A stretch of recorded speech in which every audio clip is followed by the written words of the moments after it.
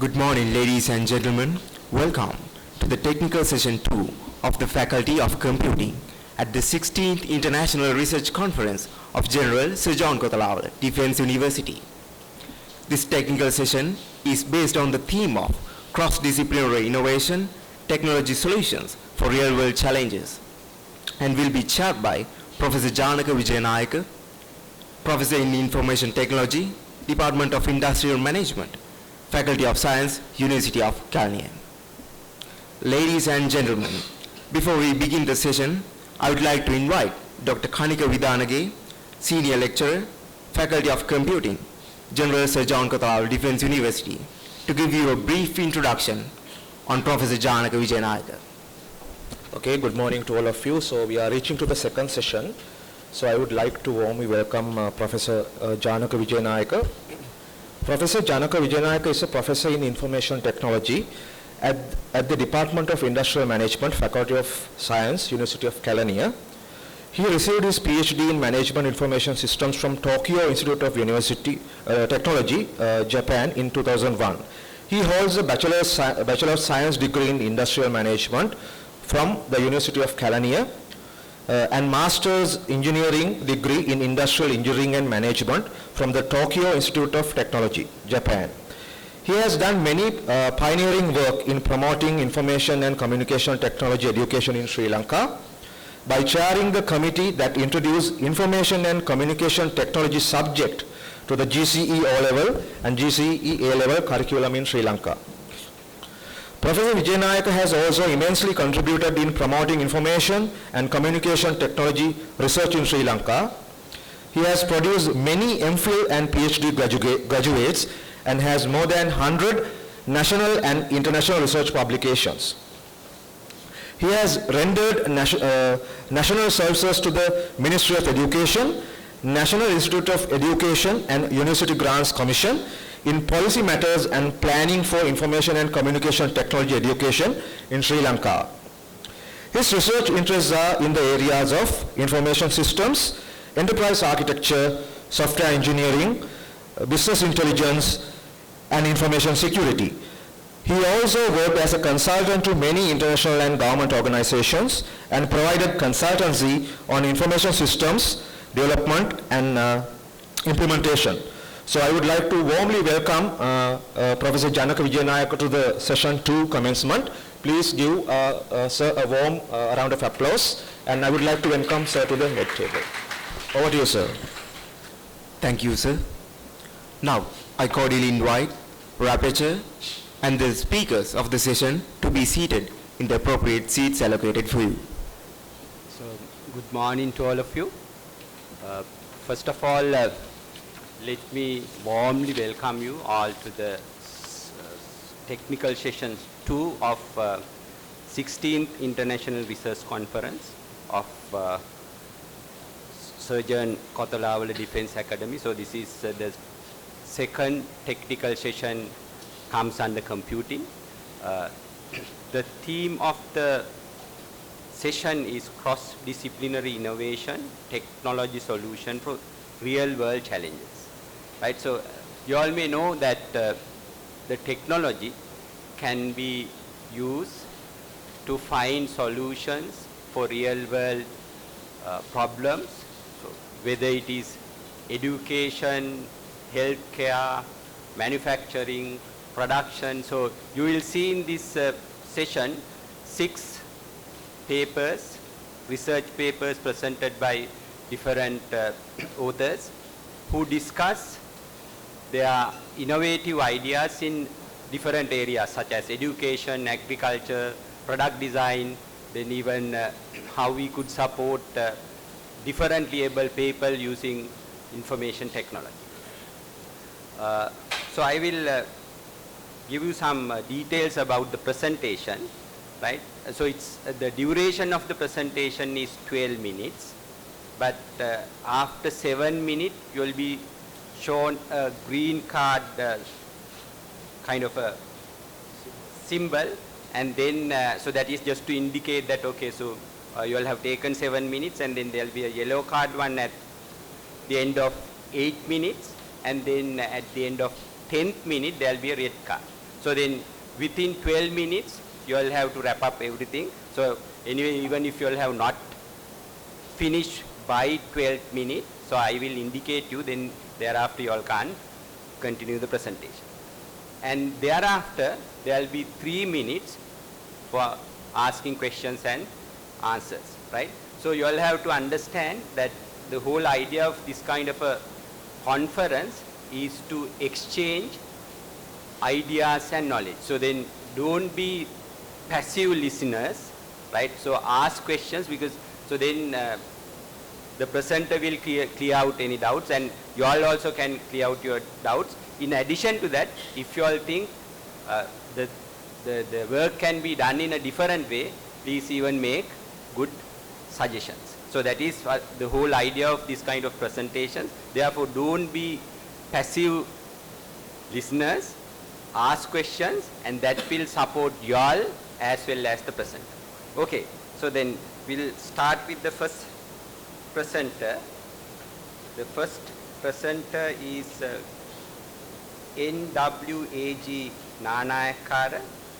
He will present a paper on a review on WSN and object detection methods in military applications. So give him a round of applause. Thank you, Professor Janaka Wijayanayake. Good morning all. I am Gihan Nanayakkara for the 16th International Research Conference of KDU, along with my other co-authors WMKS Ilmini and NT Jayathilake, representing paper ID 150 based on the topic a review on wireless sensor network and object detection methods in military applications. So this will be the content that I am taking you all through next few minutes. When moving on to a basic introduction to our research topic, according to the statistics provided in Wikipedia, 28,708 soldiers were killed, while 111,655 were wounded due to the civil war which lasted for about 30 years in Sri Lanka. It was found out that the reason for large number of deaths were during the deployment of soldiers to study the behavior of the enemies. One of the primary and most important activity in a war is to carry out a good study about the enemies and identify their behaviors. If this is not successful, the entire battle will be a waste. So deploying human beings for this purpose is not an easy task. It is a very risky as well as a costly task. If we deploy soldiers, it is needed to carry out different safety precautions to minimize the risk associated with them.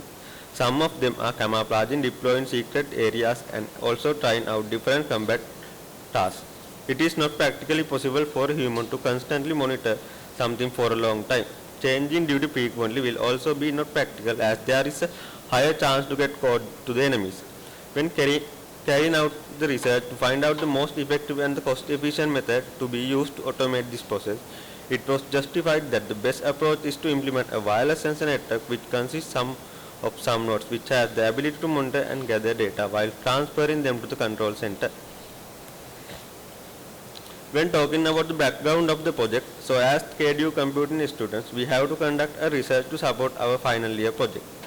So it was observed that studying and monitoring the enemy activities in the enemy territory is not an easy task, as the risk associated with the process is very high. There is a severe threat for the life of the friendly post soldiers. Further, it is not a practical possible task to monitor a specific area continuously in an accurate manner with the help of human beings. And also, there is no such mechanism in Sri Lanka to study and monitor activities of humans in a territory in a remote and a more secure manner than physically visiting the relevant area.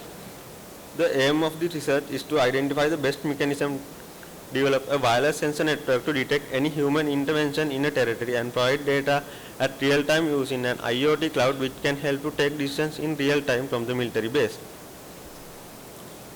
The objective of this research can be broken down into 5 main components. The first and foremost objective of this was to have a good understanding about the Internet of Things and machine learning, and apart from that, the other objectives are study existing systems based on wireless sensor networks and object detection, analyze the information gathered regarding wireless sensor networks and object detection, build up the machine learning model and gather the relevant IoT devices, and the last objective was to implement the proposed system. The table that can be seen on the screen will give a small description regarding the system which were developed by other similar researchers. The most important facts are mentioned from the 10 most important research activities. They are the paper called A Military Surveillance System Based on Wireless Sensor Networks, which extended coverage life highlighted that camera recorder will be used along with PIR sensor and SMS will be sent through XB as soon as motion is detected. Internet will be used to send the image as data rate of Zigbee is low. The paper Wireless Sensor Network Security in Military Application using unmanned vehicles stated that GPS-based localization algorithms were the most accurate in navigation compared to non-GPS-based algorithms.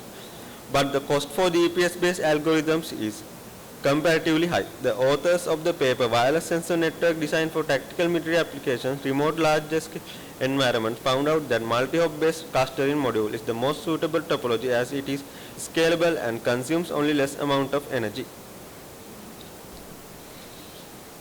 The paper called Theoretical and Practical Aspects of Military Wireless Sensor Networks proposed that formats for sensor data like textual information or images will have a good market.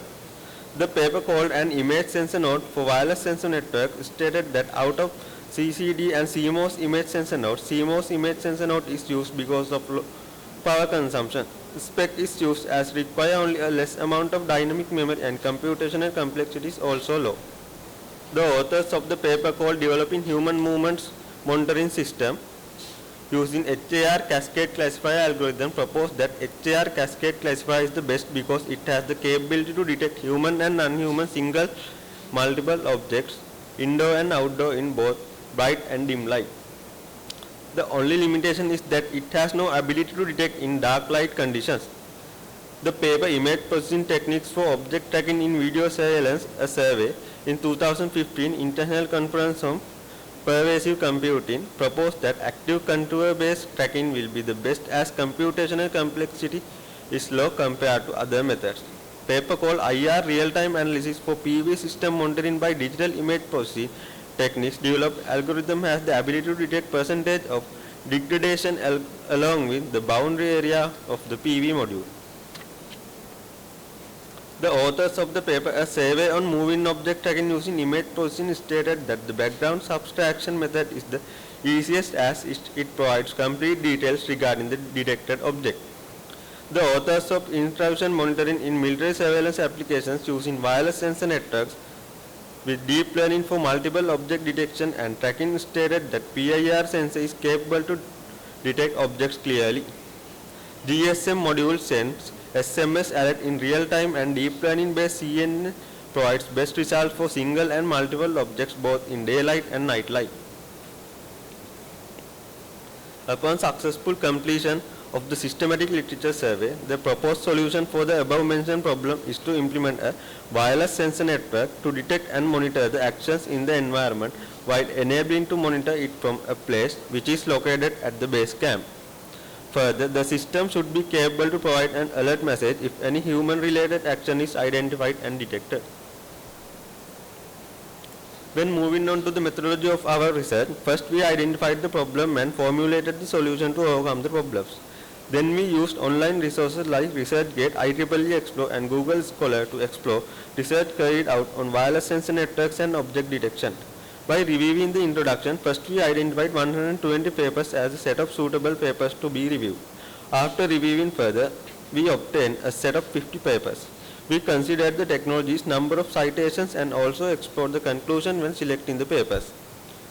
Out of the selected papers, the most appropriate 7 papers were related to wireless sensor networks in field of military and the other 6 were related to object detection and monitoring. Then the sensors technology, protocols and algorithms of each was tabulated and finally the research was completed after presenting the findings. After carrying out the systematic literature survey, the following results were obtained. Most of the systems use the ad hoc networking topology because it is easy to carry out an active communication between the nodes located at random positions of the field.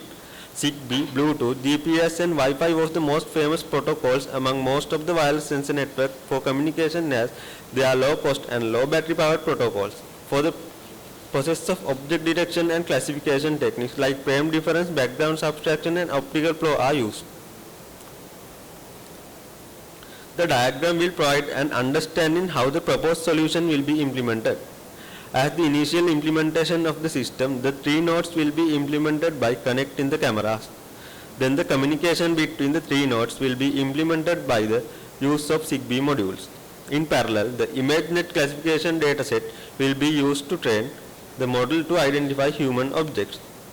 Then the outside network will be built and tested.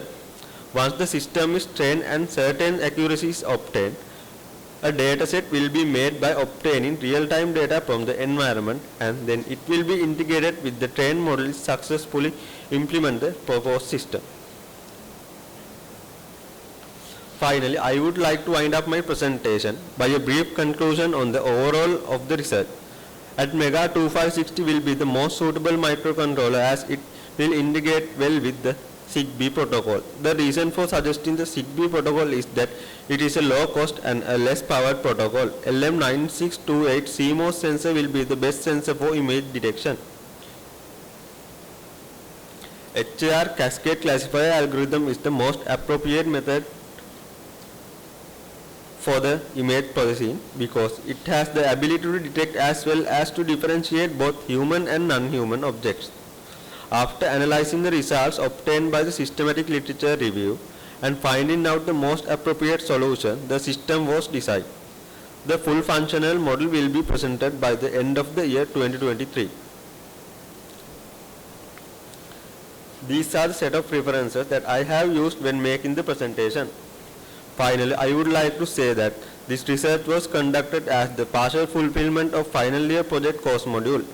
Our gratitude goes to all those who voluntarily supported us in the service, the academic staff of Faculty of Computing KDU for the encouragement for the study and the organizing committee of the KDU IRC 2023. Thank you all.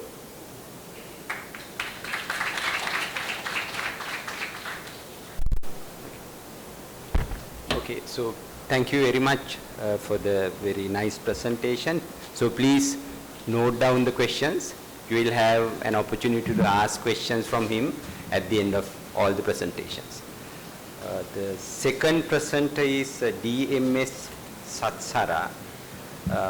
She'll be presenting a paper, research on investigating user interactions in UI design of educational websites for 7 and 8-year-old children, a comprehensive study.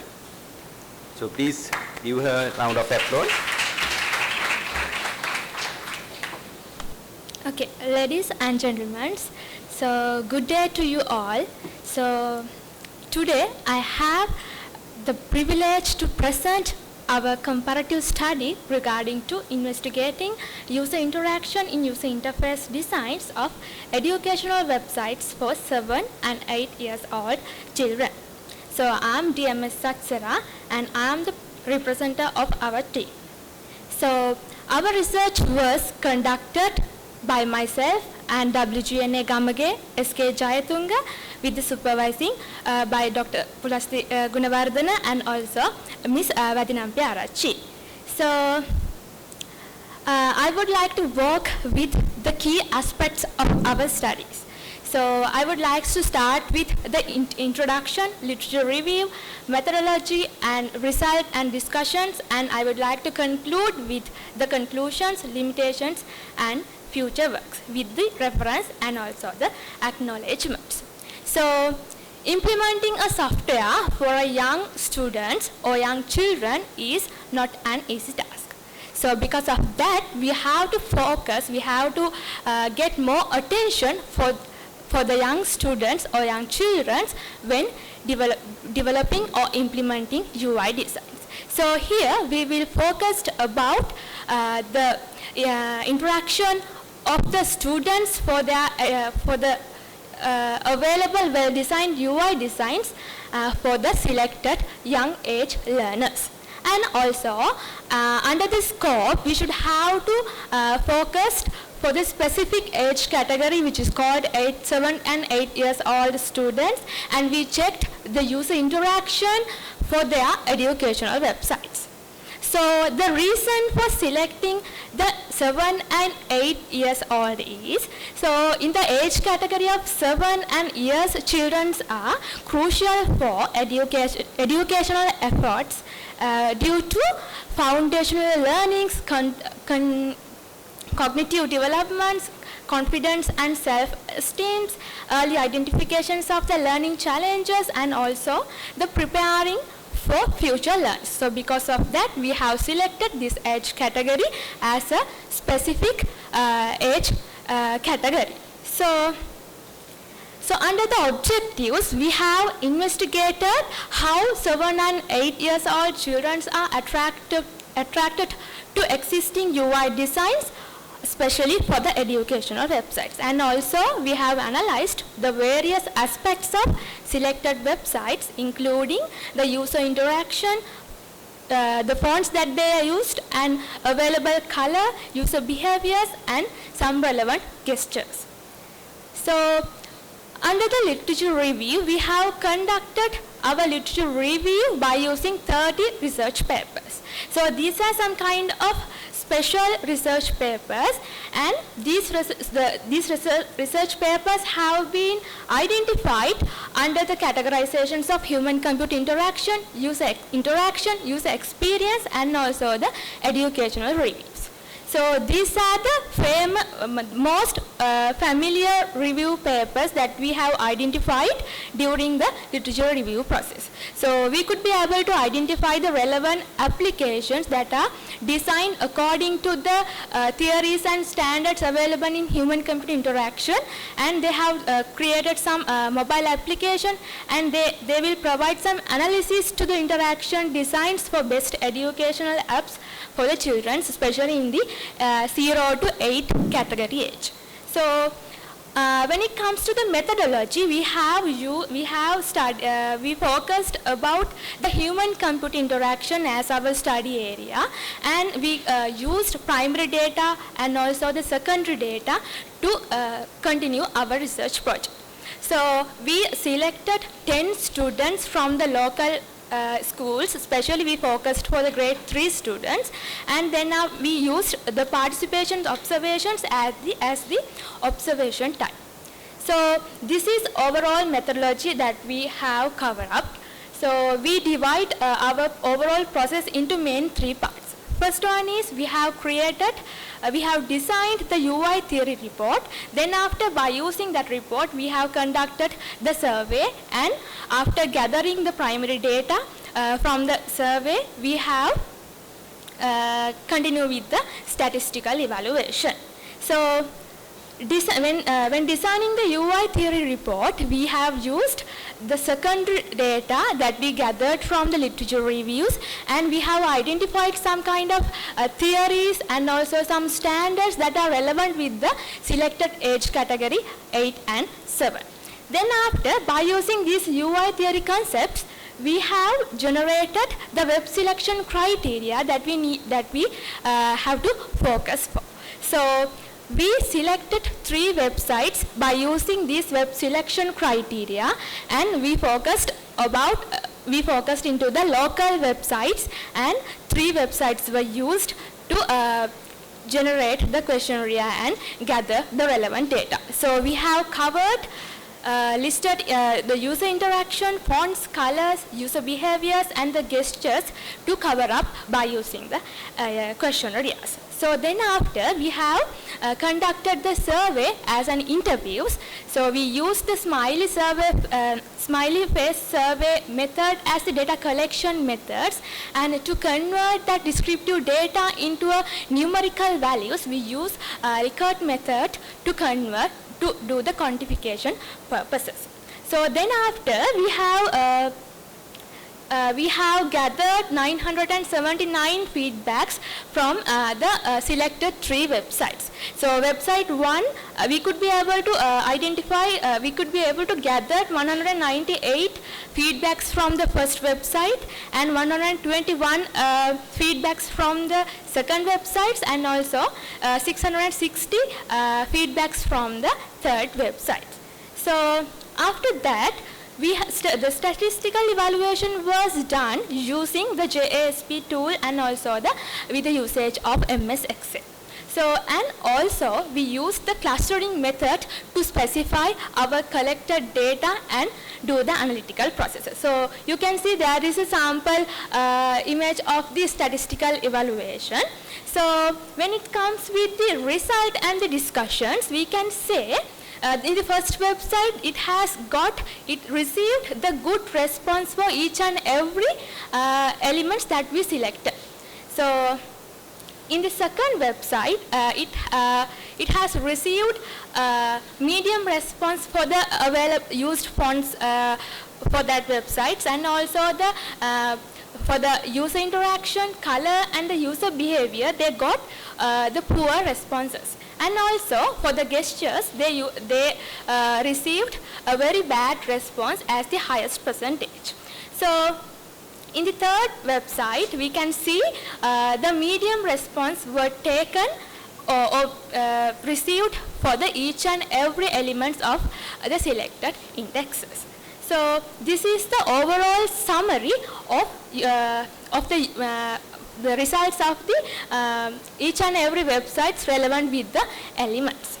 So, in conclusions, I can say the UI design elements are significantly influenced for the children's interaction with the educational websites. So, according to the result that we conducted, we can say the first website has the excellence variance in UI design elements. They have effectively engaging and satisfying the students. So, and also in the third website that we discussed earlier, so it showed some potential improvements. And in the second website, it performed very poorly across the each and every indexes that we selected, and it is definitely indicating the need of substantially enhancement. So, when we working with our research, we have to limit our sample population into 10 students because of the unavoidable reasons. And we have to focus only for the local website, and we have to exclusions of the international schools. And the other thing is we have to select only 3 local websites due to the few of educational websites availability in Sri Lanka. So, in future, we will hope to address these limitations, and we will hope to expand the evaluations of UI designs, and we will nowadays we are generating a website to check the user friendliness of the UI designs at the time of by importing XD files. So, these are the reference that we used for our research, and so it is our hope to that finding the convert to the contributions of development of engaging with online education platforms for 7 and 8 years children. So, I will conclude my presentations now, and thank you for your attention. Thank you.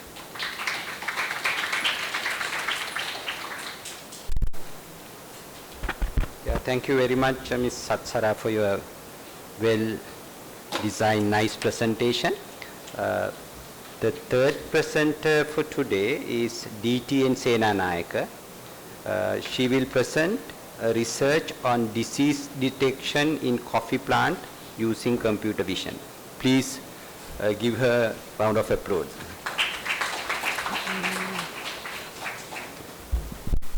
Good morning, everyone. I'm DTN Senanayake, and my co-author is MWP Maduranga.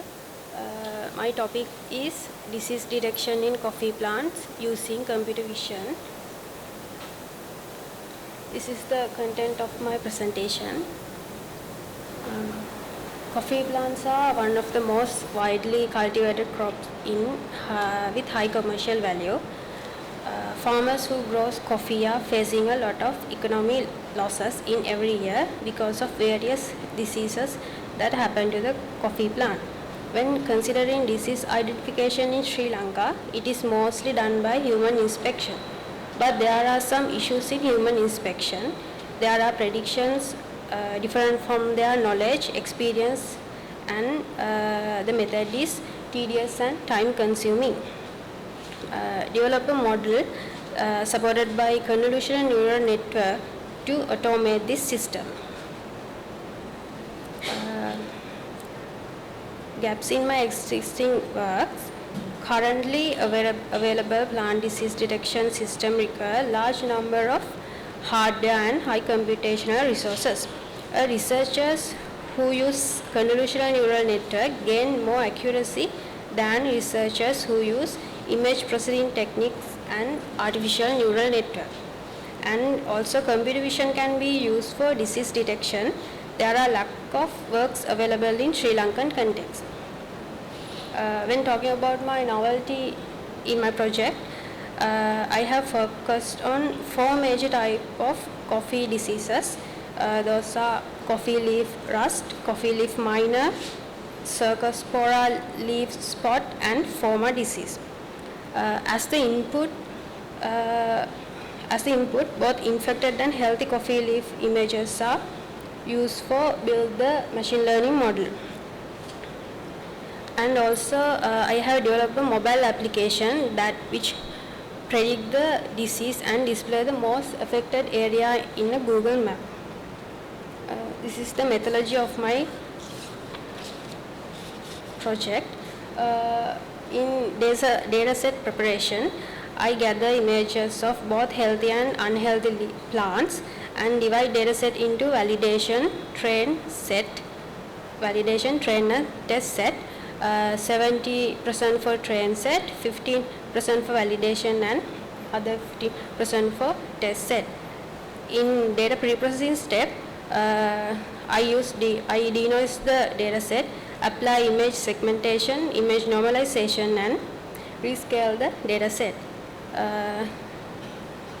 After the model training and evaluation, next step is to deploy the mobile application using Android Studio. Finally evaluate the model performances. This is my data set. These are the 4 diseases that I use to build my model, and I also include healthy leaves also.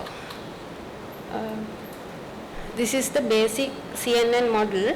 CNN model has multiple layers: input layer, convolutional layer, pooling layer, fully connected layer, and output layer.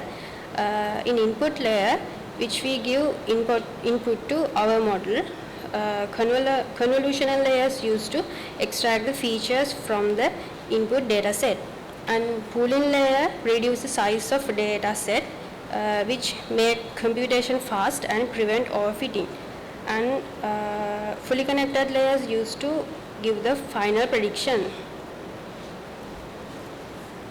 In model training and evaluation, our proposed model with CNN 3-layer classifier with a 0.1 learning rate achieve an overall accuracy of 0.89 with the 20th iteration of training process out of a total of 100 planned epochs.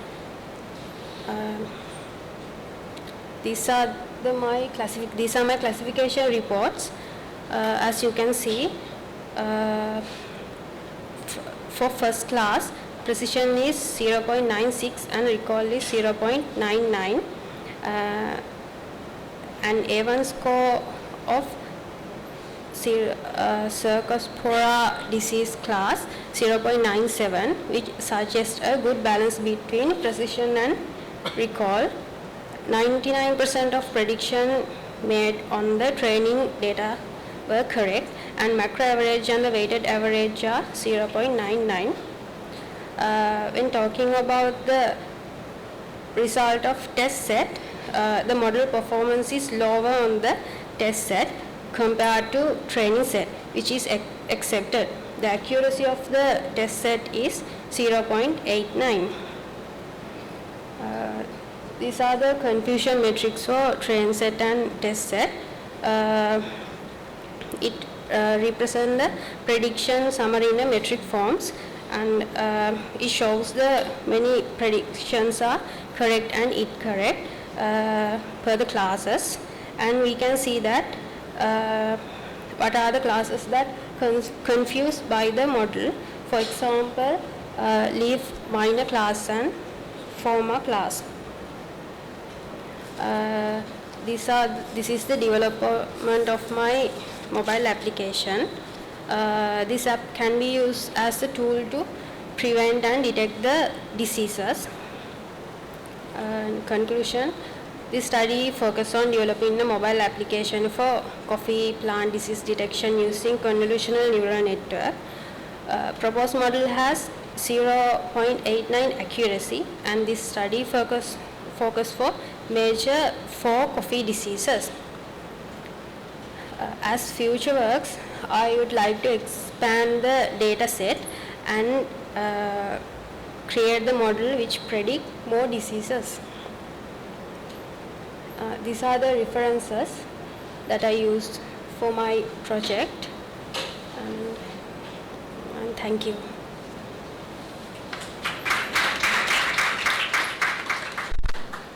Ms. Senanayake, you use only less than 7 minutes. So if you have anything else to be presented, you can use another 3-4 minutes. If not, yeah. So thank you very much for the presentation. Our 4th presenter today is SABN Jayasundera. She'll be presenting a research on design of a study table for a computer undergraduates with the use of Kansei engineering. Good morning, ladies and gentlemen. I am Mr. Jayasundera. Today I am here to present our research presentation, which is based on the design of a study table for a computing undergraduate with the use of Kansei engineering. This research was conducted with the help of the co-authors RGGA Rathnayake, MPWSS Peiris, ADKH Aluthge, WGEP Weeraratne, and Pradeep Kalansooriya. Okay, so this is the overview of our presentation, and I'll be starting off with the introduction first. So imagine you're a computer undergraduate and it's exam week. So you find yourself drowned in a sea of your notebooks and code snippets. In a situation like that, you won't expect to scramble through your table for searching for materials, which is going to add extra pressure on your exam stress. So as a computing undergraduate, it's vital to have the perfect study environment to fuel your productivity. On screen are some study tables which are available in the market.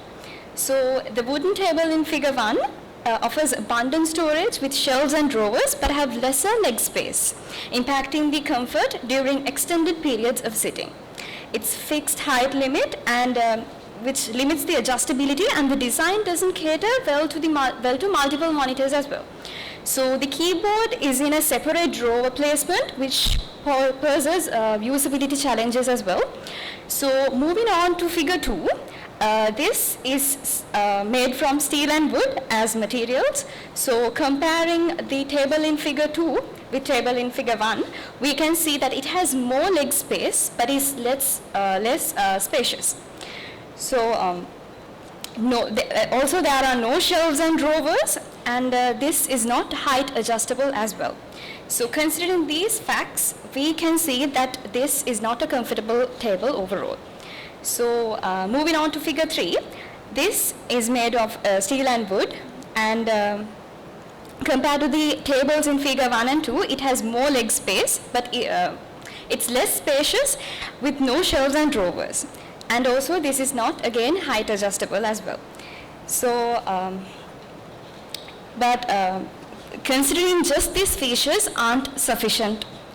All these tables have been designed and developed by considering different functionalities, but designing a study table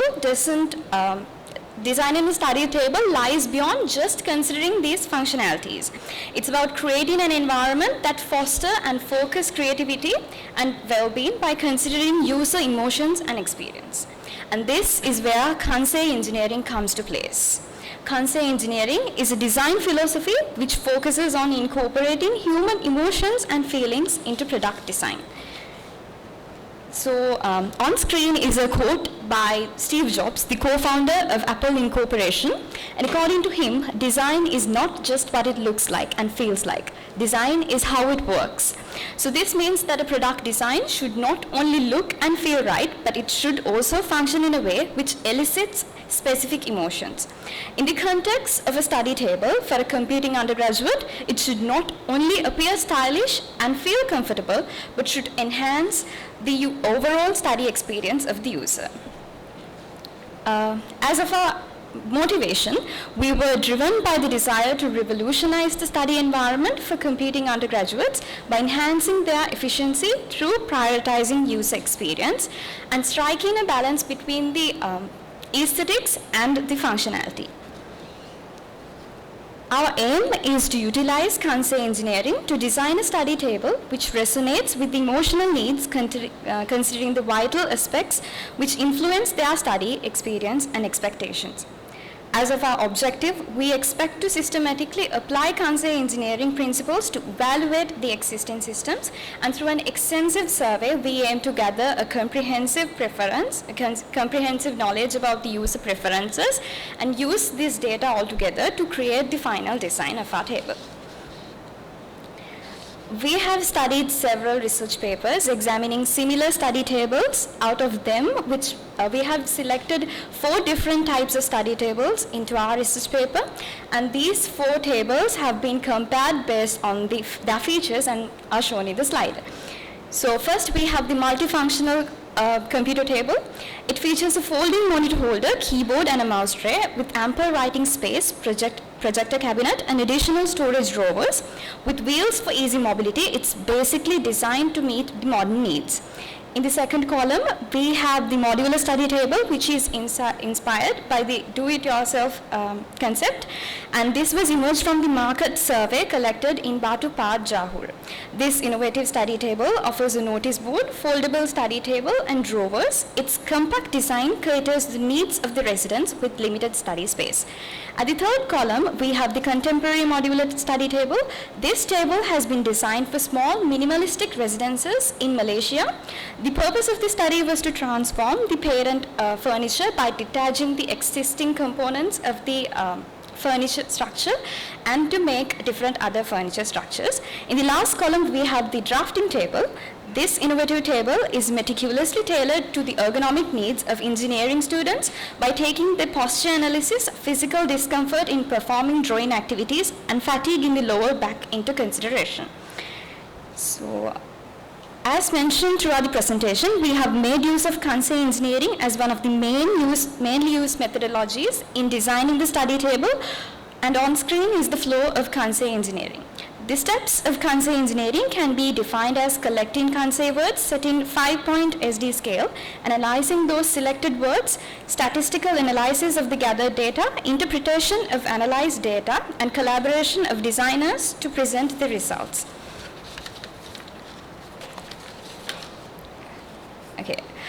Moving on to the results and discussion slide, we initially selected 15 Kansei terms for designing the study table, and then we set up a 5-point SD scale for these words, and out of these words, the words with the highest score, highest grade and words were reselected, and the characteristics associated with these words were identified. And this is where we combined them into our questionnaire, and each question in the questionnaire consists of a requirement which is directly related to the Kansei engineering words, and the questionnaire was conducted under 2 parts which collected the functional and non-functional requirements of the study table. So, surveying 57 computing undergraduates, we discovered that over 50% of the participants prefer for a study table in the price range 12,800, 25,600, favoring modern designs made from engineered wood. Remarkably, 75.4% of the respondents didn't prioritize a specific color. Our analysis distilled the top 5 desired features, and they were adjustability, adequate leg room, storage space, and convenience. So on screen, we can see two spider web charts. These were obtained by analyzing the responses of the questionnaire. So figure 4 represents the preferred table size, while figure 5 shows the preferred table material type. And each of these spider webs, number 1 shows the least preferred, while number 5 shows the highest preference. So next up we have a small video of the proposed model, and our final design reflects a blend of emotional considerations and practical analysis. It's an L-shaped medium-sized study table with features like monitor boards, an adjustable laptop holder, headphone holder, and sliding shelves for convenience. We choose engineered wood for its durability, affordability, and eco-friendliness. Complemented by adjustable steel legs for user comfort, this table is a result of understanding the computing undergraduates' needs and crafting a solution that truly fits their preference.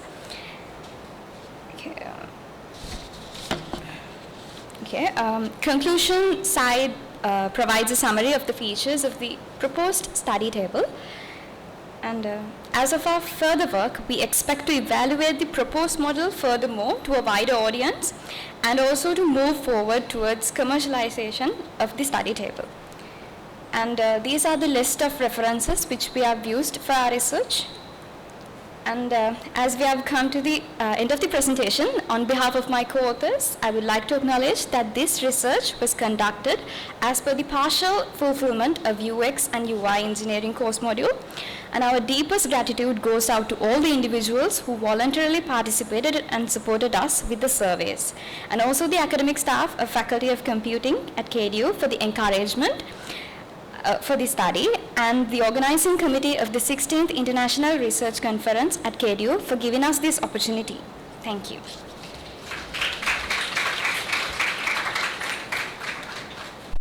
Yeah. Thank you very much, Ms. Jayasundera, for your informative presentation.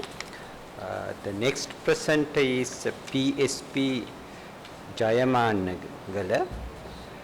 His presentation is on design and development of vision-based uneven surface dissection, mechanism of low computational complexity for walk assisting system for blind people. Yeah, so give him a round of applause. Good morning, everyone. My presentation based on design and development of vision-based uneven surface detection mechanism of low computational complexity for walk assisting system for blind people. My presentation outline introduction, aim of the research, objective, literature review, methodology, conclusion and reference. Introduction.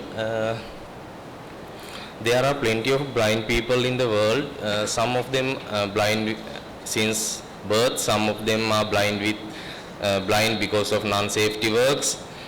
Usually blind people face many difficulties in their day-to-day life.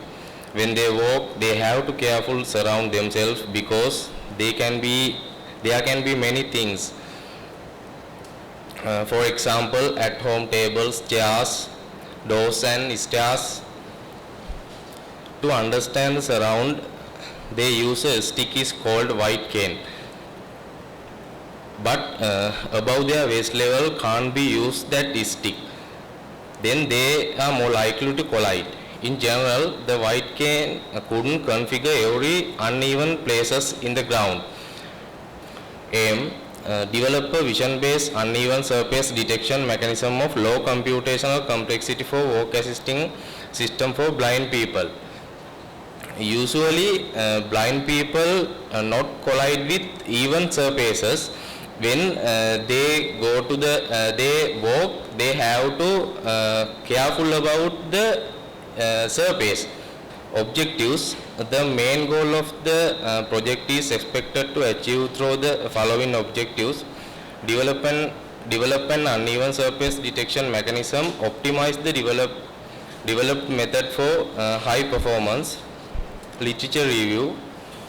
When I read the researchers done before this kind of things, I could find ultrasonic based smart white cane, GPS trackers, computer vision based navigation systems, service dogs for the blind people. Any device couldn't configure the surfaces even or uneven. only computer vision based navigation systems can detect the surface is even or uneven. But the thing is that is used very quite high computational power. So that's why I used in only a few image processing techniques to identify uneven surfaces. This algorithm must be a great camera setup. The camera is placed on top of the blind person. The camera is a fixed arrangement. Camera is focused a few steps ahead of the person. That will help to get real-time image to process if there is any uneven surfaces in front of the person. It's continuous monitoring of the walking path, get visual information to aid blind individuals in navigating uneven surfaces. My algorithm go through several steps to get decision if the surface is even or uneven. First is take sample image, then crop the image. After that there is a first level filtering method. After that that filter it's identify the image regions. I will give more details within the next slide. First I take the image and crop it to the walking area. That means while someone walking, they no need to consider about very large area for keep steps. They only need to surface status as even or uneven more than few steps ahead. So I crop the image to the small area to identify the surface is even or uneven.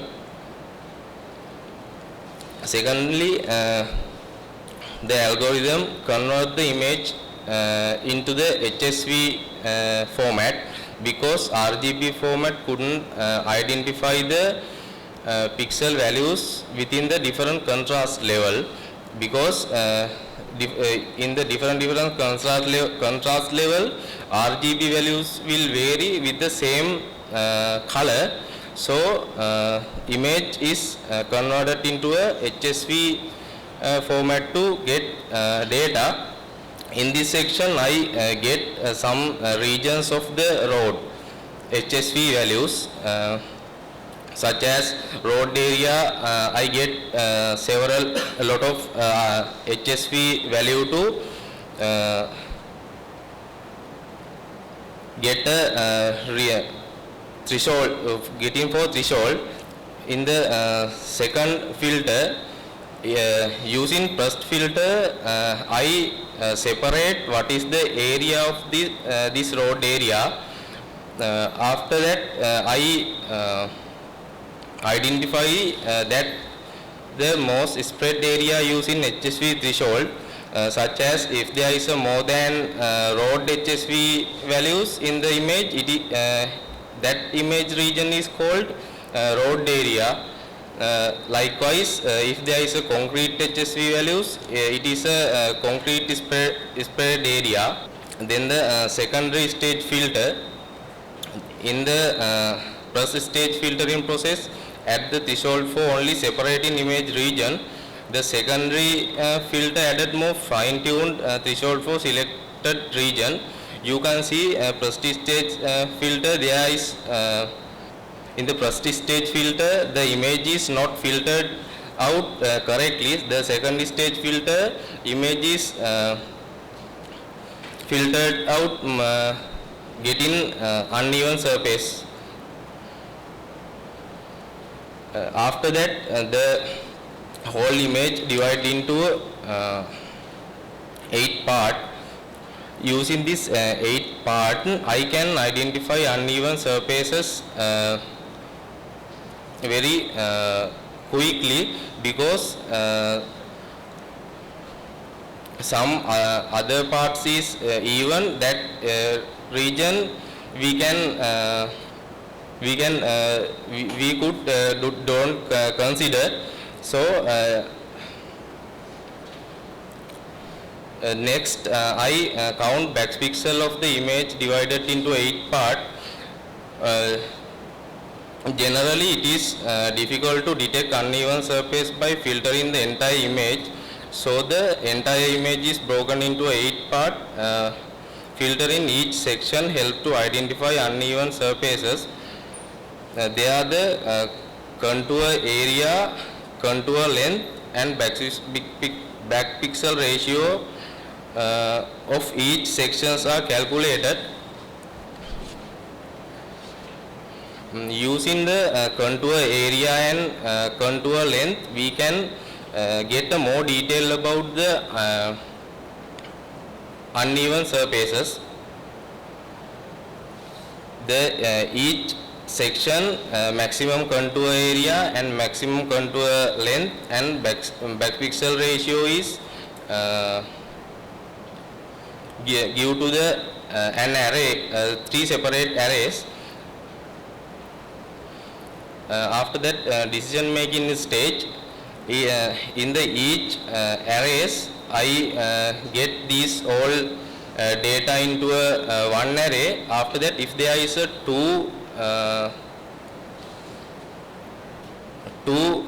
index of the array is same, that image area is configured as a uneven surface.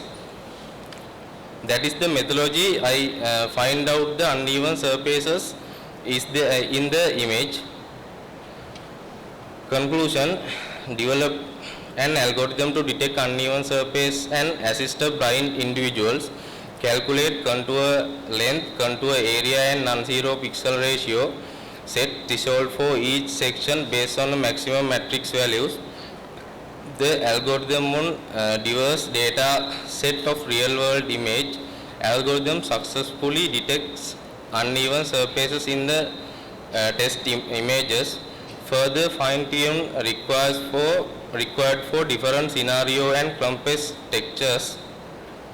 Algorithm aid blind individual in navigating uneven surfaces. Enhance mobility, safety and independence for blind individuals.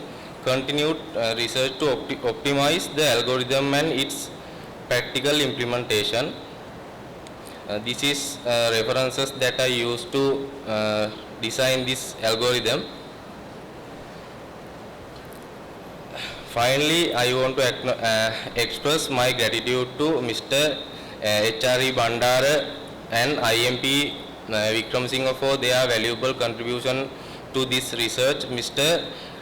Hasti Bandara provided crucial insight during data collection, while IPM Vikram Singh's guidance significantly influenced the research methodology. Their support was instrumental in completing this project successfully. Thank you.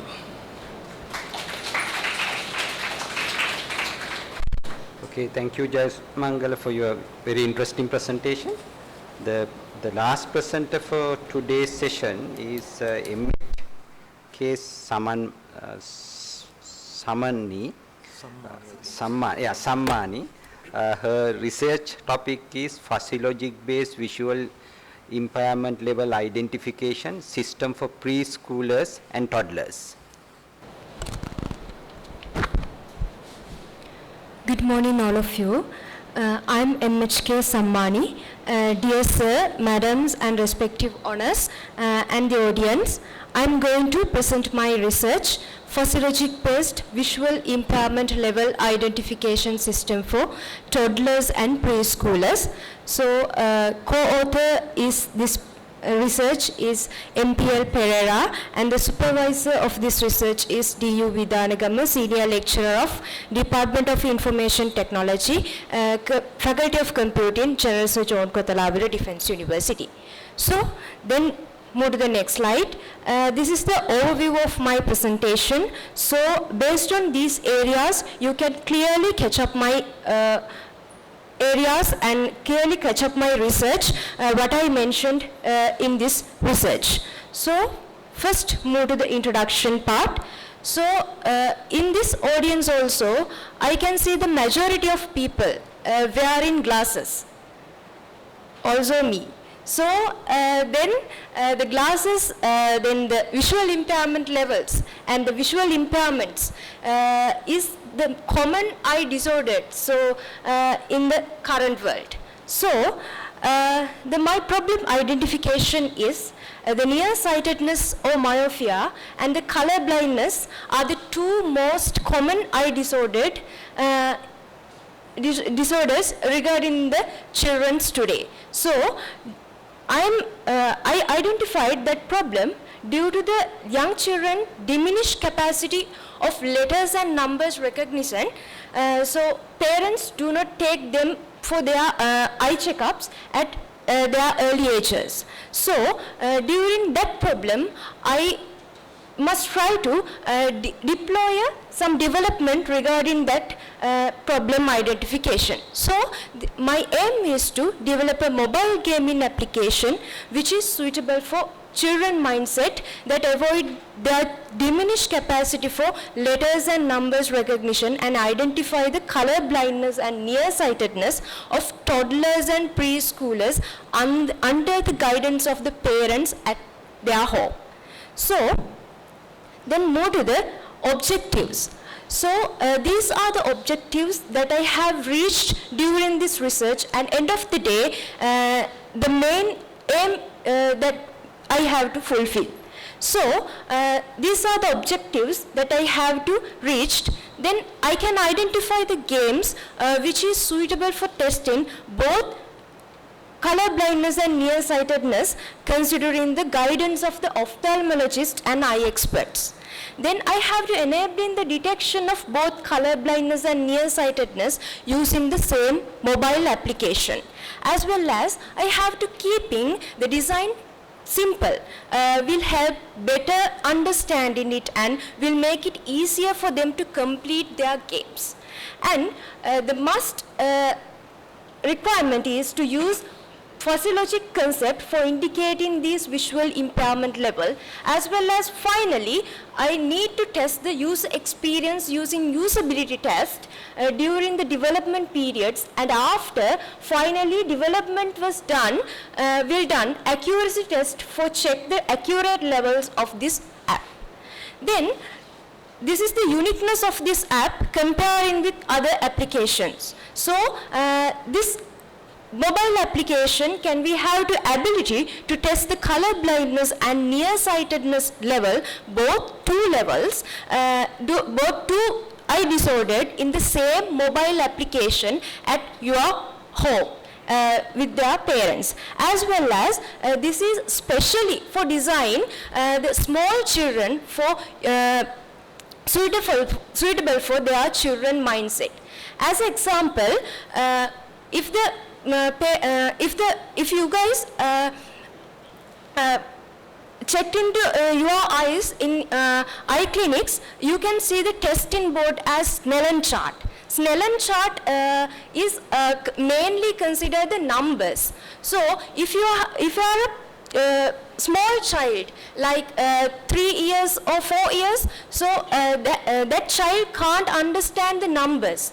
So I use this app to pictures like things for example the pictures for that Senanayake chant concept, because the ophthalmologist suggestions they asked me to don't change the traditional method, modify the traditional methods and automate this to the suitable for the children mindset. Then this is the summary of the existing system. So in this I read some lots of research papers, and regarding those I have covered up main 5 points.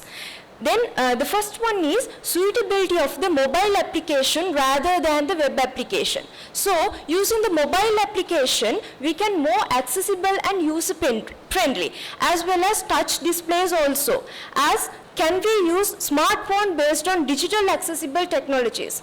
The technologies we can use as the human-computer interaction, digital accessible technologies. As well as then the second point is consider the how to test the color blindness. Then I consider the color blindness type. You all know the 3 color blindness types are here. The red-green color blindness, blue-yellow, and the complete color blindness. So using the image processing techniques, you can see the iHandbook mobile application also based on Ishihara test only using the color blindness test. As well as the third point, identify the level of color blindness and the nearsightedness using the scoring system, because this is the game. Therefore, I must try to complete the games after getting the score of level. Then the existing system that I have accessed, the follow that Ishihara test concept basically identify the level of color blindness using logical choice, use the Dunman test tool using the scoring system. This is technology based on the physiologic concept. Then the other one is finger path finding and pattern matching. This is the easiest way for test this game using image processing techniques for test the color blindness based on the Ishihara test. And the nearsightedness, the existing system mainly follow the deep learning system for identify the myopia or nearsightedness. Then this is the methodology that I have covered during this research. So after identify the problem, I discuss with my supervisor and review lots of research papers and meet the ophthalmologist and confirm the scope as well as accessing the selected scope. Then I analyze the collected information and giving a best solution through the AI as physiologic. Then this is the analysis of this presentation. So I do some interviews regarding with the ophthalmologist and the supervisor and the parental surveys. So ophthalmologist asked me to develop a mobile gaming application which is suitable for children's usage under the guidance of the parent. So they are indicating me to test the color blindness level as 3 levels. Level 1, level 2 and level 3 based on the traditional methods and automated those methods for children's mindset. As well as the nearsightedness, they asked me to consider the external behavior of the child and using the traditional method like Snellen chart and preferential looking test. So the preferential looking test is mainly considered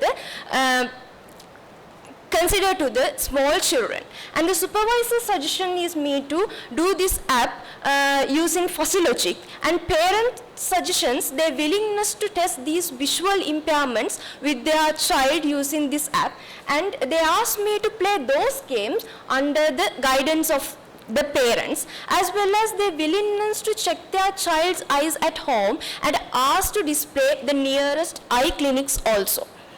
Then these are the results and discussion. So these are the findings. So the most appropriate method is to identify whether or not the child has visual defects by playing the games under the guidance of the parents, as well as I need to implement pictures and colors that are more suitable, because this game was made for kids who have trouble reading letters and numbers, and the traditional methods I have to follow. So then the result, around 85 points of findings from the analysis, same as the aim of this research, as well as the final results to develop this model using the physiologic as a mobile gaming application, test the both color blindness and nearsightedness in the same application.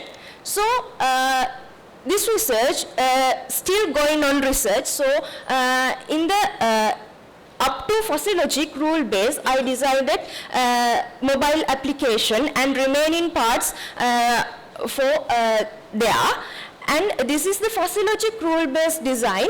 The level we have 5 levels of game. So the input 1 is correctness of each level, and the second input is time consuming of a level. Then finally got a that if a child has a threat or not, then this is the below table shows the rules inference. I have 9 rules here. So regarding that rules, I can identify the threat of a level.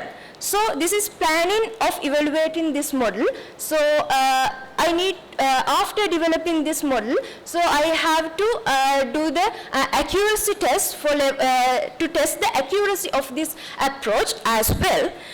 This is the conclusion. The special point is this gives us to a rough result for both visual impairment levels. This is not 100% accurate because this app doesn't use medical devices. That's why I mentioned this is not a 100% accurate result. So then these are the references that I have followed in this research, and finally this is the acknowledgement, and thank you very much. Okay, thank you very much, Ms. Samman. So now we are moving into Q&A session.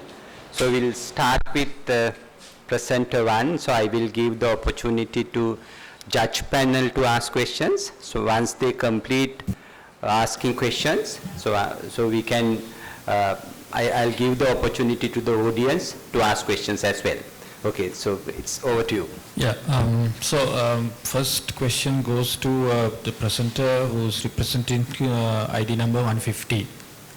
So shall we start from presenter 1 and then, so then it's going to be easier. We'll do like that. Yeah. Right. So you have mentioned like your system or the product, final product, right? So what are the challenges that you faced and come across when it comes to unmanned vehicle, right? So have you mentioned like AR vehicle or something like that?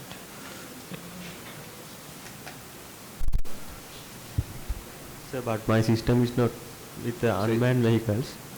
So I have seen in your paper. So yeah, you have it's one of the paper I read.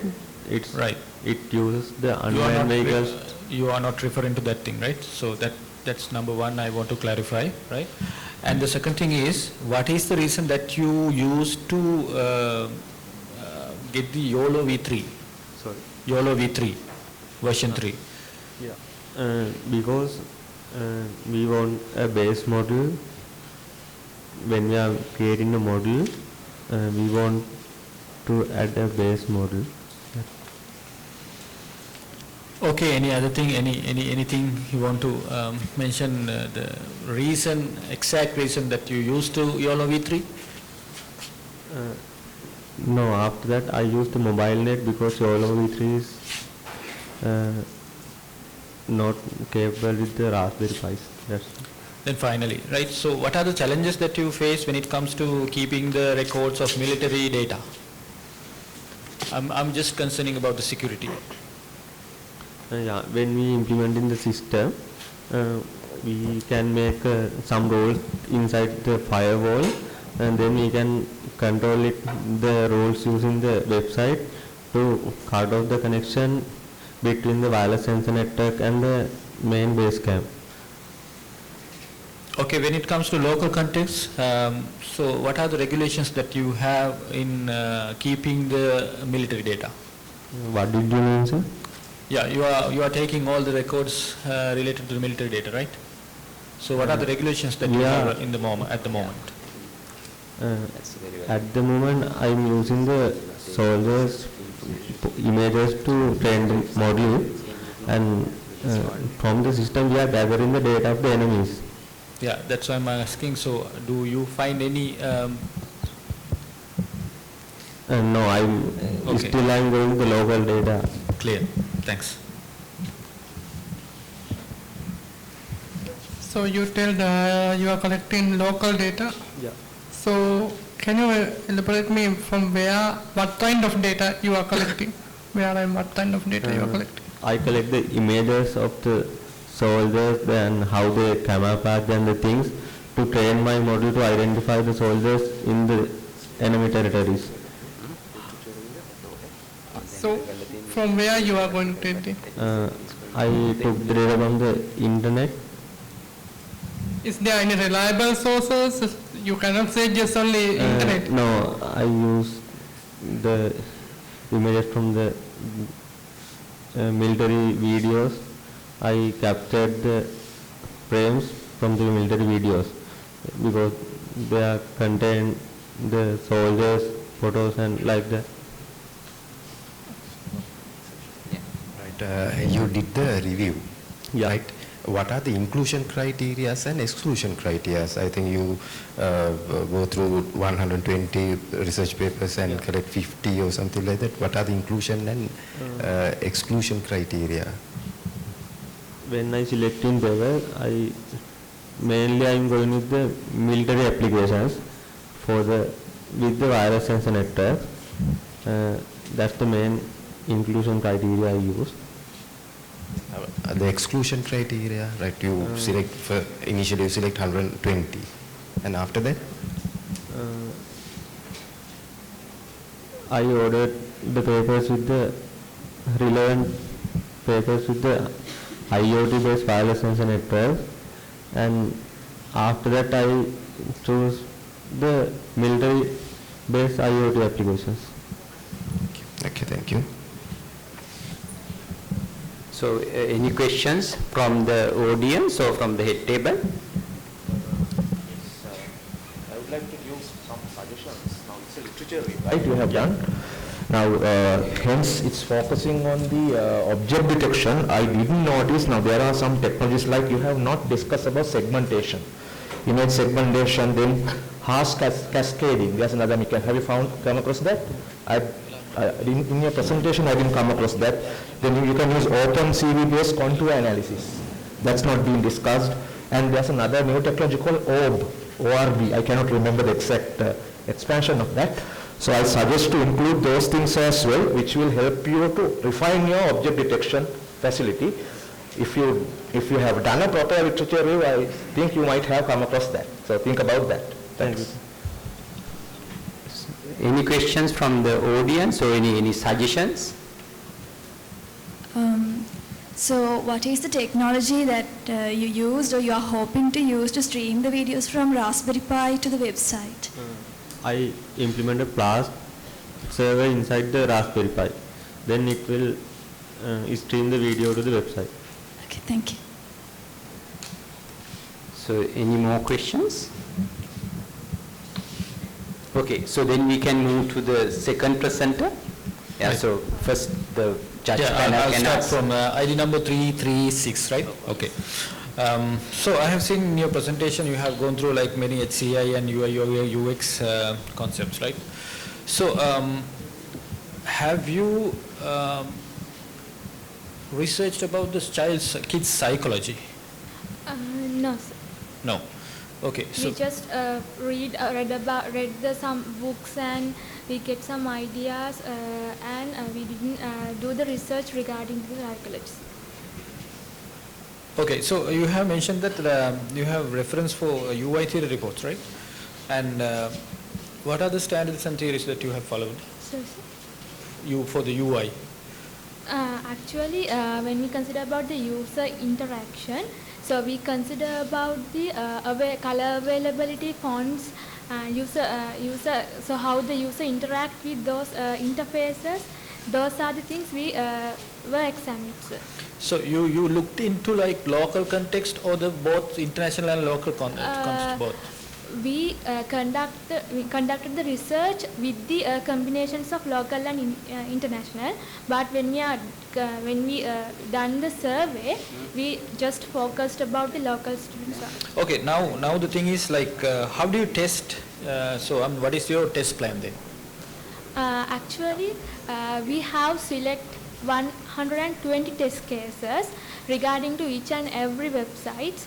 So we used some web selection criteria. By using that, we have figured out some kind of activities that we can give the students to try. then by using that, we will identify some relevant indexes which can be gathered from that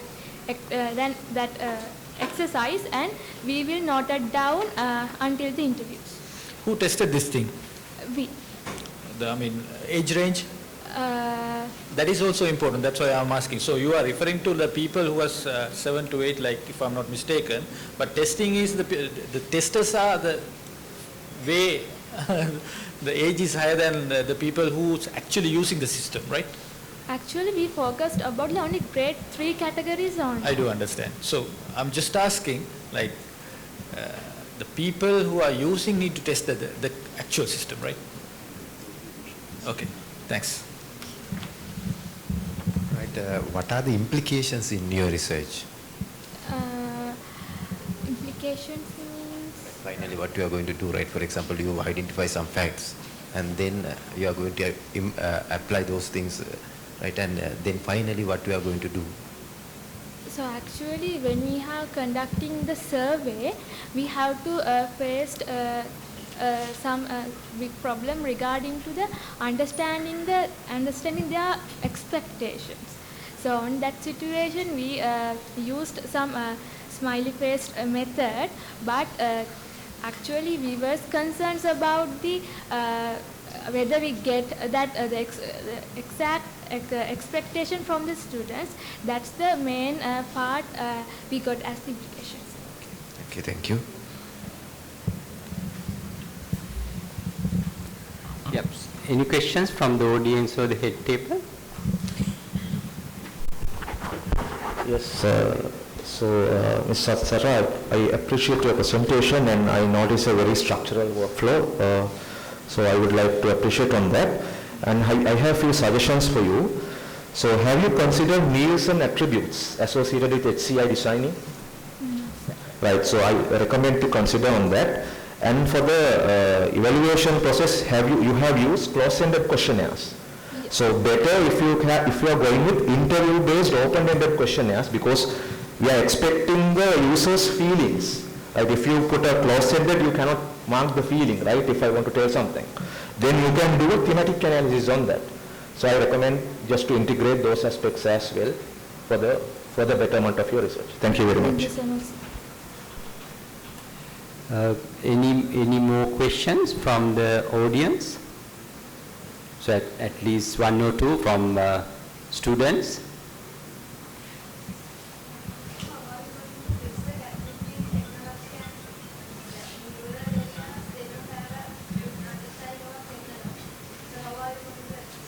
Actually, we just research about the computer literacy, especially focused. So for some students don't have much knowledge regarding to the English. When we consider about the village-wise schools, actually they don't have good knowledge at English. So when we selected the criteria, we just focused about the Sinhala language only, because we focused only for the local websites. So we selected, the 3 websites were selected with the inclusions of Sinhala language. That's why that's the way we conducted the research.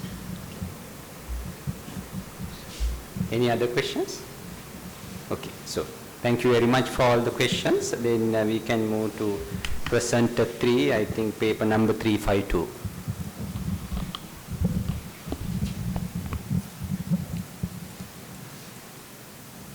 So can you tell me, have you done any market research on this regarding your research? No. No? Okay. Then what are technologies have you used for the application to find out whatever the leaf disease? Mobile application? Yes. So I developed my mobile application using Android Studio. And I use API, Postman API. And why particularly Android Studio? Why only Android? So I'm still developing the mobile application, and it has only simple features. That's why I choose the Android Studio. Okay. And have you done any literature survey on this? Because I saw lack of. Yes. How many papers have you read? Around 20. Sorry? Around 20 papers. 20 papers, okay. How did you get the images? So I got images from Kaggle website. Right. Did you do some research based on the Sri Lankan coffee plantation, that kind of thing? I contact agriculture instructor, export agriculture department in Weeraratne, and there are symptoms and in our country. Are those 4 diseases also related to the country? Yeah, okay. similar symptoms. Right. Yeah, so same question I was to ask, like, as you said, like, so you have mentioned like a couple of, not couple of, 4 types of diseases, right, if I'm not mistaken, right? From that, so how did you like get the sample size? So you are not referring to local context, but overall, so how did you select the sample size? Now the next question is when it comes to mobile applications. So most of the developed countries, they use this technology, right? So when it comes to agriculture sector, so it's real-time processing is a must now, right?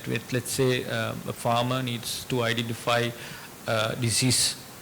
Take a picture, then he can identify the disease. Yes. So have you planned like something like that, or? Yes, user can upload the image, he can capture the live image using mobile application. Okay, what is the delay then? So how much time takes to process the thing?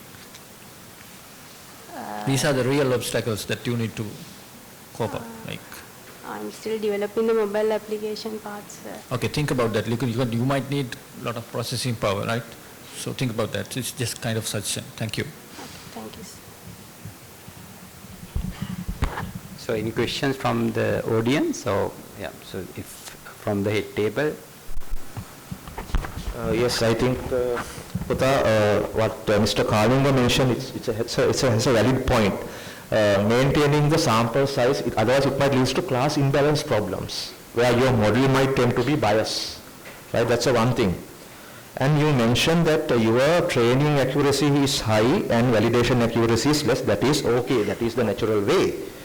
But I recommend, because now you are going to do leaf disease detection. Now all leaves are green, right? So if you use normal color leaves for your training, the noise or the learning might be very tricky, right? So I suggest you have to use some contour-based approaches with grayscale.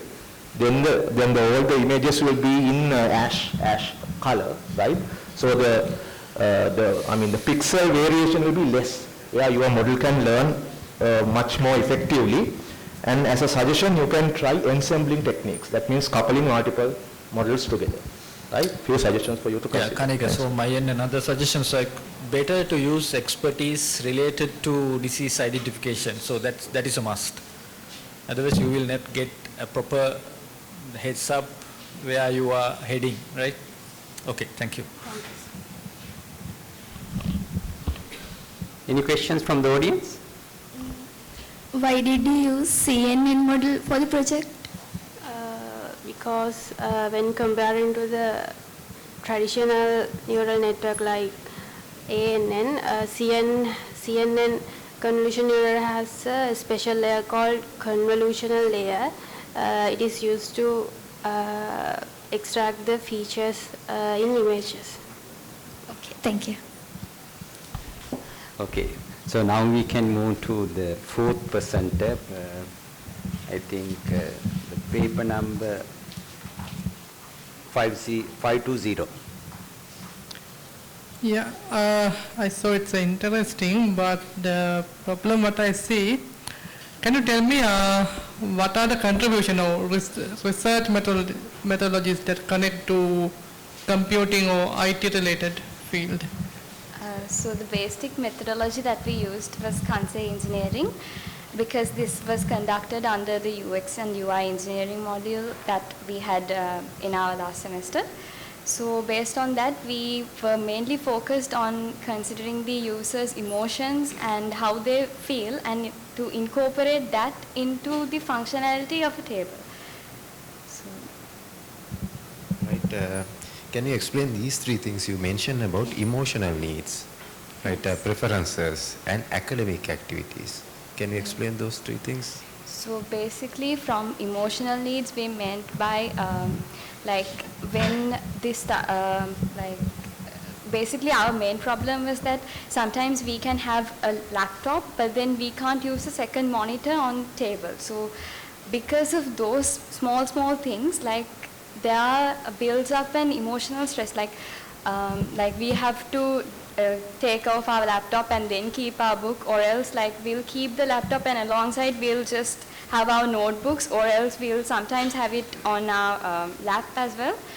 But even though we don't consider it as a big issue, but all those small things may build up, will affect for your mental health in a stressful situation. Like if you're doing things in a hurry, and basically computing field is more into stress because like we are searching for codes, we are searching for bugs, so we are constantly thinking about those stuff, and we are actually searching for bugs and stuff is so stressful, and if we are unable to like keep our stuff as well, so even though we don't focus on those stuff much, those small things will also affect to our emotion.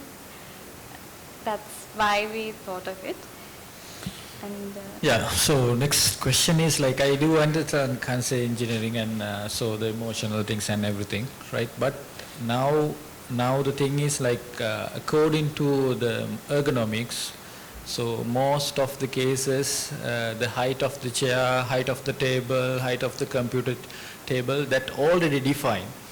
But the thing is, when it comes to local and international context, it will differ based on the human size. So if you have a look like Germany, they have height is better than us, like not better than us, not it's greater than us. Right. Those are the things that I have seen you need to consider, right? And can I add? Yes. So for our proposed model, we have like adjustable legs.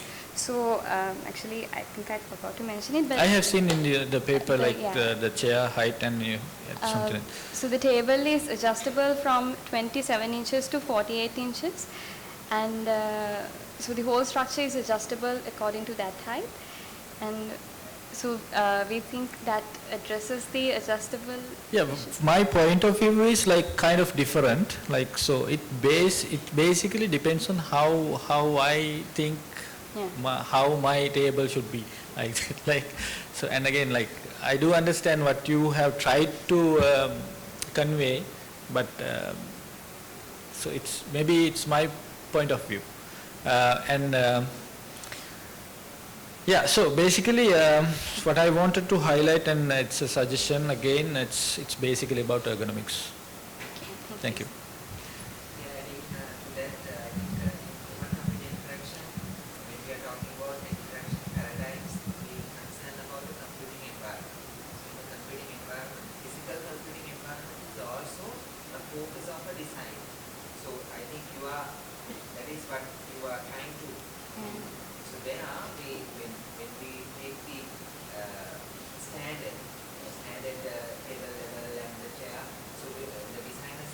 Trade-offs.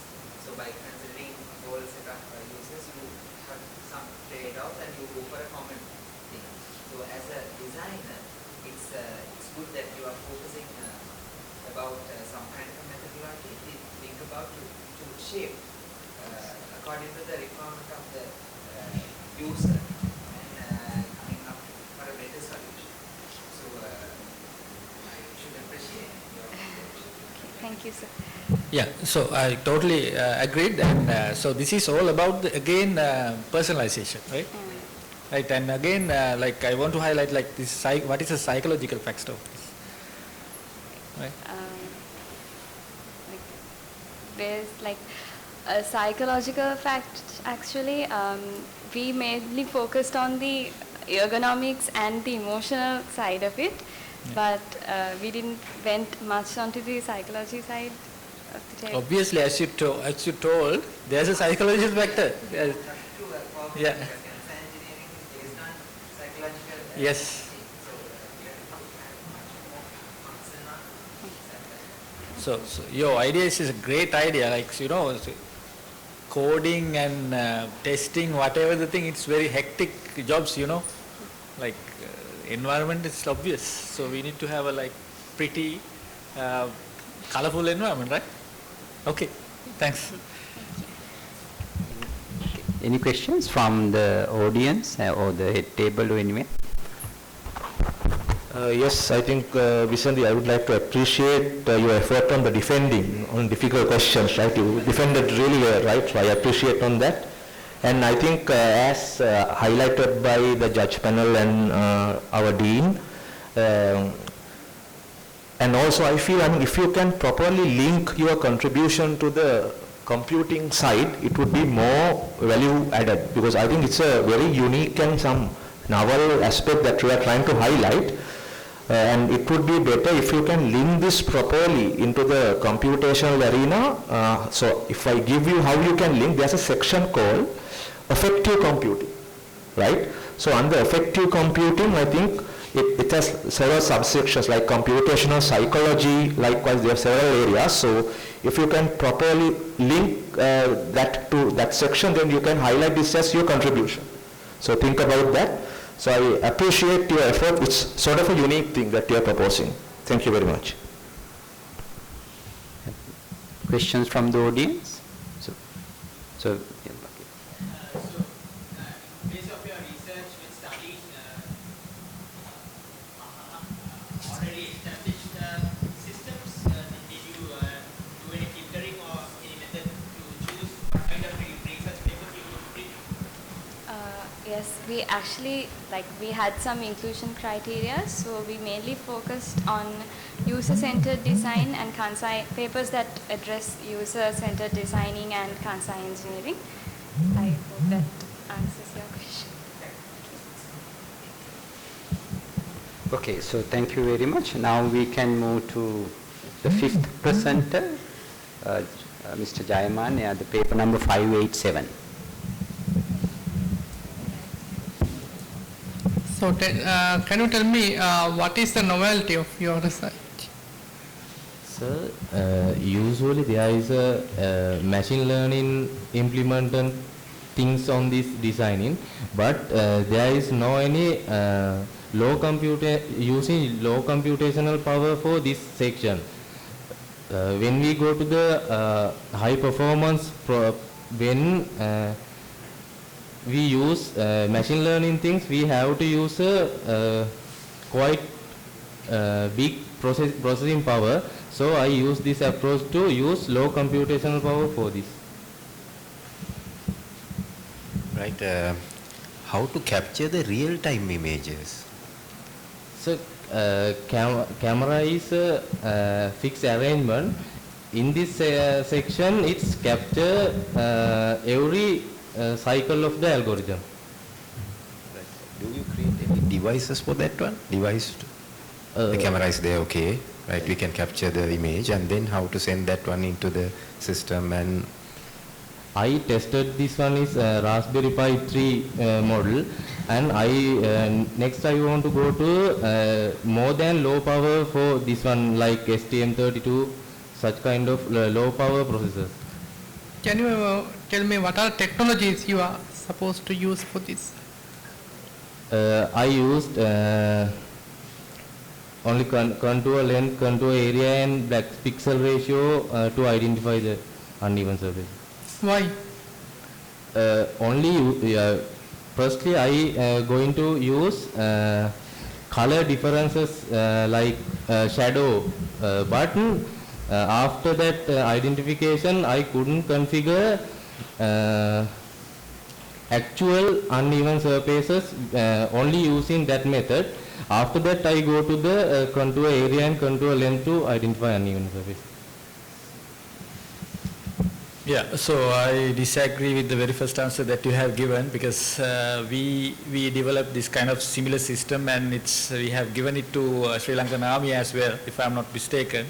So that is with less computing power, and object recognition, human recognition, speech recognition, text to speech, as well as many more features. Obstacles identification, that is already available, which is OCAM.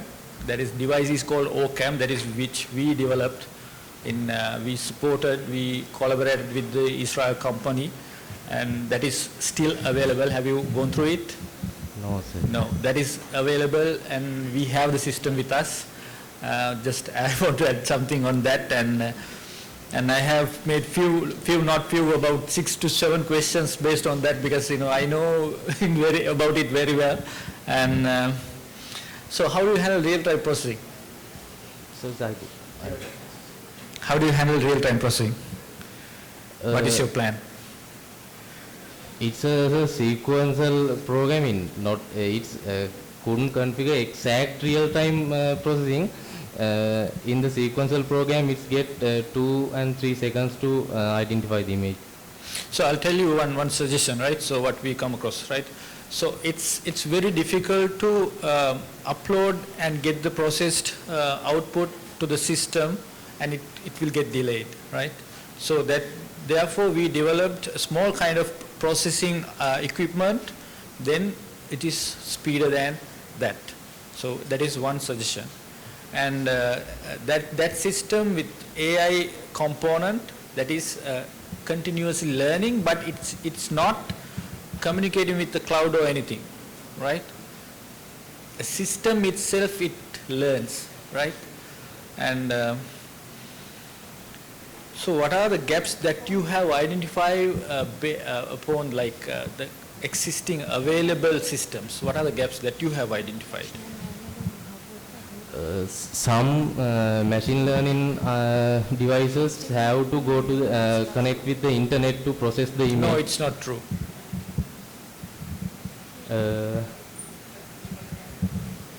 That thing I identified. Okay, thanks.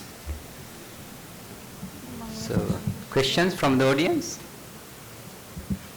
Or the head table, if Kanik is having any? Yes, again, I think the first answer you gave, it's a sort of a tricky answer, right? Less computational power, but in a way, I think it can be accepted to a certain level, but I think there's a valid point raised by the judge panel as well. So, processing time affects to the user responsiveness. So, we have to think about that, about fine-tuning approaches, and you are mentioned that you are going with rule-based approach, right? So maybe I suggest not only rule-based, go with fuzzy rule-based, right? Because it's sort of a tricky thing, just whether you are in a position to do a clear cut. It's not 1 and 0, it's something sometimes in between 1 and 0 as well. So try to use fuzzy inferencing with a lookup table, and try to use thresholding, right, for your contours. Questions from the audience? No? Anything? So at least you will have to ask one question. So otherwise I won't move into the next one. So this is not for the judge panel, this is not for us, basically this is for you all.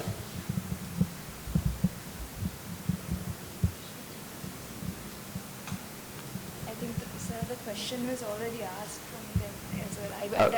Okay, so that was asked. Okay. So, okay.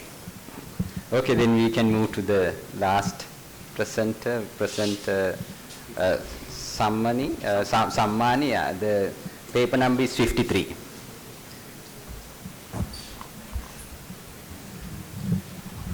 Yeah, can you tell me what is the reason you are using mobile app, and why not web-based or any other software? Because the mobile applications are more user-friendly than web application, because this app mainly I focused on the Sri Lanka. So the Sri Lanka, the rural people are also here, and the urban people are also here. Not only the desktop or desktop computers in the rural area. So, but everyone now at the present, so they have smartphone kind of thing. That's why I need to use a mobile application, as well as the small childrens are most of small childrens are user friendly with the mobile application because of the mobile games they played well, as rather than our generation also. Rather than the other generation, the small children are playing the mobile games is user friendly. Is more than I think that is user friendly better than the web application, as well as in the automate automate for traditional testing method. As example, Ishihara test. The color blindness test, the mainly do the traditional method is Ishihara test. Ishihara test, in the traditional method, it has Ishihara test book, color blindness test book. So in this test book, it has Ishihara test images. In the small children, they basically follow the the move on the path in the hidden image or hidden number. So then I use that as example using the touch display. So they can identify the finger path finding as a example for that. So I think it is better for mobile application rather than web application. And can you tell me what are the technologies you are going to use for this application? Have you already developed this thing? Or still ongoing, still developing. In the React Native, I use for mobile application, then using JavaScript, as well as the some details of if child name and age, as well as they are storing some details using async storage. So how you monitor whoever the users, their color blindness or whatever? Then the ophthalmologist, I'm interviewing the ophthalmologist and eye experts, and also interviewing the eye surgeon specialist. Then they asked me to develop this game not only for the children. They asked me to connect with their parents and guidance of the parents, then asked to guide it with the parents and their child, then do the parents need to do the games and play the child also. Then the monitoring part will do the parents. Yeah. So when it comes to identification of the disease, what are the parameters that you took? Yeah. In the each game level, so I identified 5 games level, 3 for color blindness and the 2 for nearsightedness or myopia. Then the 3 of color blindness level, and the 2 of nearsightedness. Then identify the each correctness of each level. Then each game has, as example, in the level 1 of color blindness test, I have it considering the type of color blindness, mainly red, green, blue, yellow, and complete color blindness. So it has, in this level has 5 games. So in the each game will calculate the score.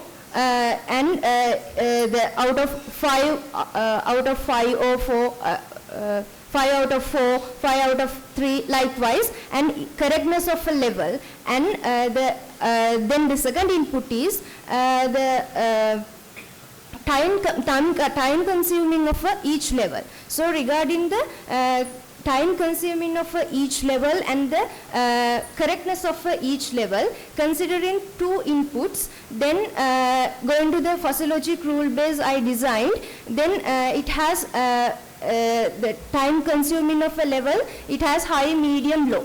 Then the correctness of a level, it has high, medium, low. Then it will come up a 9 rule base into the rule inference. Then go to the output as a rough level, give to the level of if a child has a threat or no threat. Likewise, as example, each game, then average of color blindness, it has 10 out of 8, and the time consuming, it means the parallel of each level in 5 minutes regarding. So regarding this game as a simple rule base, then go to the if the child has a threat or no. Right, that means your mobile game objective is to identify the level of the disease, yes. right? Yeah. Correct. Okay, so what was the testing approach? Yeah, then mainly in the developing period, in the some developing... You have not developed it, right? So you have not... No, developing. Ongoing developing. But not released yet, right? Yes, yes. Okay. Then in the first round, I test the usability testing with the user experience, not except the physiologic rule base. Then I gathered with the 10 children, like 3 to 5 years, 10 children. Then I did the usability test regarding the user experience. Then I'll come with the some stages. The first stage was done in the user experience test. Then I have planned to second user experience test, usability test in after developing the physiologic also. Then the 2 usability tests need to test the accurate level. So with the because this is not 100% accurate, because the 100% result of the if a child has color blindness or nearsightedness, we need to use the medical devices also. No, but you at the same time you can use the 2 components, it's the medical device and you, then you can in the accuracy this, test doing like this way, as ophthalmologist says that. Correct. Thank you. Yeah. Questions from the audience or maybe the faculty members?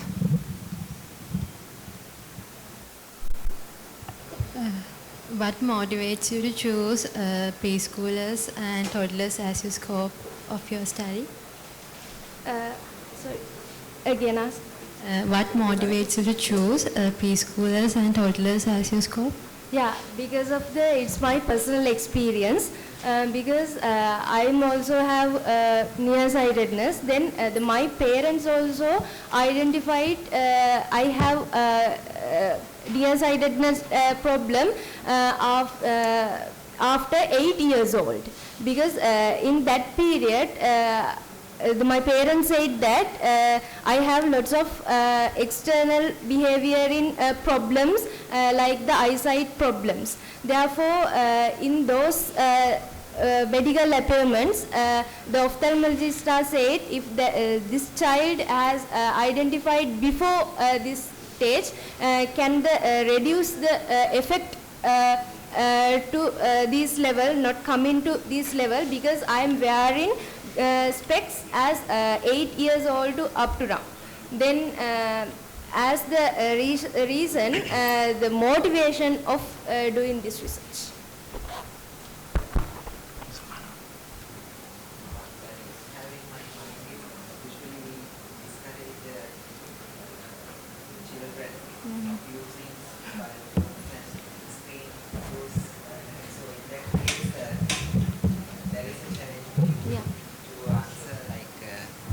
How this mobile application is going to assist them to overcome the problem. So I know definitely there will be an answer for you, but you have to think about that. Yeah, that is the main challenge will come first in my mind also. The reason is the first I mentioned in the rather than the web application, mobile application is more useful, I think, because first I mentioned is every person has not the desktop. Then the mobile applications are there. Then the second reason, this will not only play the parents, children's. If the child playing this game, guidance with the parents. So as an example, the nearsightedness test. This not only play the children, because they have some restrictions. Need to smartphone need to away from 30 centimeters and cover up one eye. Then they remove glasses, then eye angles also there. So this is not only for children usage. The main thing is guidance of the parents. So that is, I think that challenge was reduced some. Okay, so with that we come to the conclusion of very informative, interesting and interactive session. So I have to admit that for first time in my life, this is the only time I didn't have to ask questions as a chair. So usually I prepare my list of questions, because usually others don't ask questions. So then to kill the time, I ask questions. But so this time maybe, so I have, I don't know the number, but this is the first time I didn't have to ask questions. Therefore I thank all the audience and the judge panel members for their very interesting questions and the answers given by the presenters as well. Yeah. So we are running out of time. You can see we have almost spent 45 minutes asking questions and answering questions. Okay, so I don't want to talk anymore. So wish you all the best and have a nice evening. Okay, thank you very much.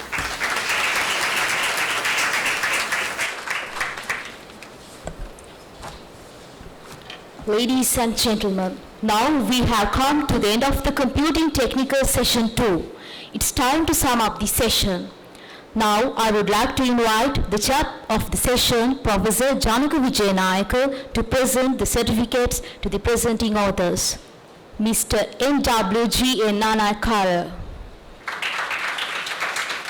Ms. DMS Sathsara, Ms. Tarindi Senanayake,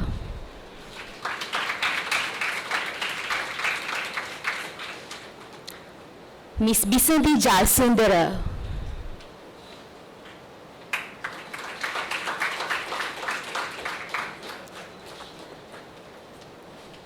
Mr. P.S.P. Jaimangala,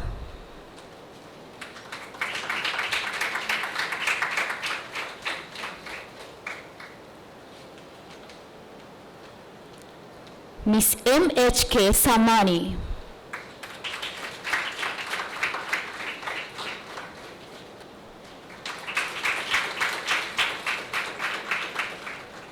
Thank you, sir. Please remain on stage. Now I would like to invite Dr. Asela Gunasekara, Dean, Faculty of Computing, to present a token of appreciation to the chairperson.